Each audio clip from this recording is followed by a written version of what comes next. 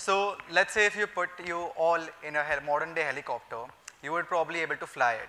But why do we struggle so much using a simple object such as this door? We often are confused whether to pull it or push it. Don Norman, who is the founder of user experience, calls him as Norman doors. This is not your fault, it's actually the designer's fault. Even though we are indicated it as pull, we often tend to push it. This usually happens because, Don Norman's theory is that the doors shouldn't be indicated with pull or push. The door should be smartly designed in such a way that we know that whether to pull it, push it, or twist to turn it. We as graphic designers are not only meant to solve problems, but also to seek those problems. Because it is easy to solve a problem that almost everyone sees, but difficult to solve that no one sees. Don Norman saw this problem and he created a book. He wrote a book called Design of Everyday Things, which led people to think about more of objects in daily life. This Don Norman impacted us and inspired us to focus on curiosity. As designers and even engineers, we are often judged by how curious we are, and curiosity has led me to become a better designer. Often when I go out with my friends, when I'm outside cycling or even when I'm alone, I talk with my friends, I have a chat with them of how much Virat Kohli scored last night or what was the weather yesterday, but hypothetically my mind is somewhere else. I often think that when I'm outside, I'm in my own zone, I'm in my own world. There are so many questions, thoughts in my mind that I look at signages, billboards, and logos out there in the real world and wonder why is this a certain way, what font is used here, who made this, what was their thinking behind making this. This curiosity has led me to a long way.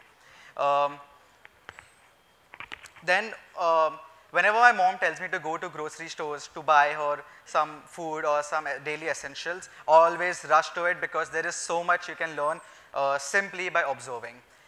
Whenever I go to a grocery store, I always carry like my phone with me, and there is so much to learn from it, so much inspiration you can get from it. Recently, I learned two things visiting to a grocery store. One is usually a lot of times cereal boxes and chocolates are kept in the lower part of the shelf because as kids they can see the cereal boxes, and by getting attracted to the packaging, they'll force their parents to buy it. Another thing, if you notice, all the daily essentials like toothbrush, toothpaste, soaps, and all are kept at the back of the store. So whenever you want to buy them, you go throughout the store and you'll buy something which you didn't even need. Those are the marketing strategies which I learned only just through observation. Okay, so a few while back, I started this series called Redesigning Packaging Products from Grocery Store. And to my surprise, this series blew up on Instagram. My first series was redesigning a peanut butter brand from American Garden, and it reached to 7.1 billion people, and people really loved this. And it was a huge inspiration and learning for me as well. As a designer, I'm not trying to show any brand, any packaging is a bad design. This is just my way of inspiration, my take on how the product should actually look like. Then I continued the series because a lot of you all wanted to do it. The next one I did was Girnar. Again, this also reached almost 1 million people, but more than reaching to 1 million people, it had a greater impact to the audience. Actually, the founder and the owner of Girnar sent me an email and just to thank me for making the video, and they really loved it. And just by this 15-second video, I reached to their marketing team, and that's how I increased one of my contacts. So this is superpower of graphic design. As you all know, graphic design is a superpower, but when the superpower is used incorrectly, it can cause a lot of trouble to the world. Let me show you an example. So this is Gap's original logo. It was created in 1990, and after about, let's say, 30 years, Gap decided somehow to redesign their logo, and this redesign was given to a very famous company in New York. The project was almost $100 million, and let me show you what they came up with in 2010. Yeah, $100 million for this. So immediately there was a lot of backlash, and as you can see, there were memes made on this logo. there was so much backlash that within a week they had to recover to their new logo because people couldn't recognize it. Gap's original identity was set in people's mind.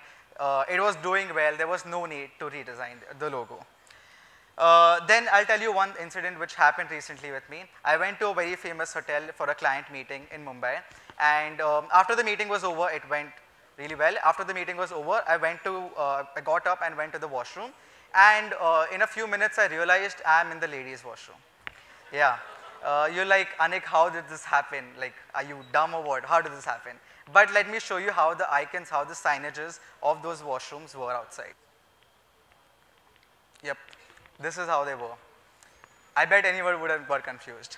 So it's very important as designers, very important not to just keep aesthetics in mind, but also to keep the technical part of it, whether it will work in real life or no. Let me show you how perception plays a very important role in design.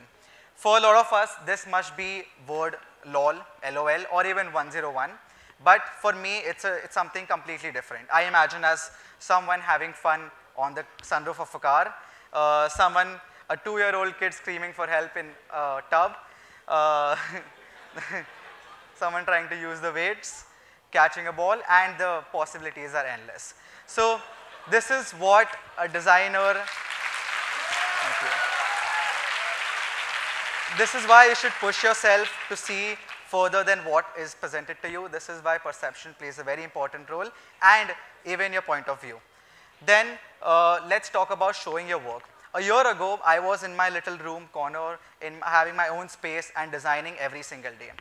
A year later, I'm still in my room designing, but this time I'm sharing it with the world. I'm sharing it with everyone, with you all, with the entire world. And that has led me a long way. That's the reason why I'm here talking to you all. These are the few people which I have connected with recently because of posting on Instagram, just being there on social media. I've worked with these people. Thank you. So it's crazy how social media, how putting yourself out there can really bring an impact in you, in your work. You can learn so much by teaching others. That's the best way to learn, as you may know. And recently, I designed this book cover. It's a #1 selling book cover right now. It was published day before yesterday. This is a book by Raj Shamani. And I got a chance to design the book cover, and this is one of the projects I'm really proud of. And lastly, I just want to end this talk with you all by this quote. Put yourself and your work out there every day, and you will start meeting some amazing people. Thank you very much.